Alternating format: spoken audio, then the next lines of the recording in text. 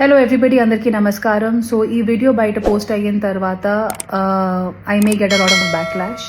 కానీ ఈ వీడియో వచ్చి ఎలాంటి పొలిటికల్ థాట్ ప్రాసెస్ కానీ మన ఏపీ తెలంగాణలో కానీ మన కంట్రీలో జరుగుతున్న డెవలప్మెంట్కి విరుద్ధంగా కానీ నేను పోస్ట్ చేయట్లేదు. హెచ్సియూలో జరుగుతున్న పోరాటం గురించి అందరికీ తెలుసు. అండ్ అందరూ ఆల్ సోషల్ మీడియాలో ఆల్ ఐజ్ ఆన్ హెచ్సియూ అనే పోస్టులు కూడా పెడుతున్నారు.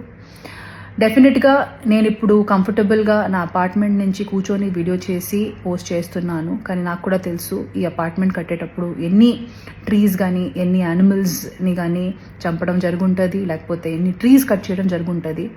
So it is very easy for me to sit and make this video and talk about what is right and what is wrong.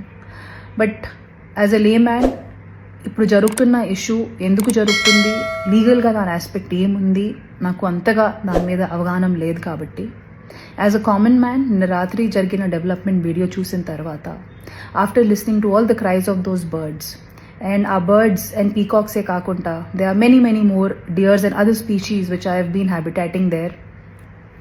Maybe this is our chance to redeem hour selves.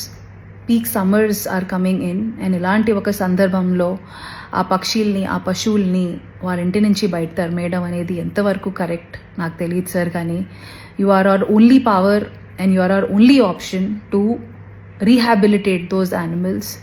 So please ఆ పక్షుల్ని కూడా దృష్టిలో పెట్టుకొని ఒక positive అప్రోచ్తో మీరు మీ next decisions తీసుకుంటారు అనేది మనస్ఫూర్తిగా కోరుకుంటున్నాము.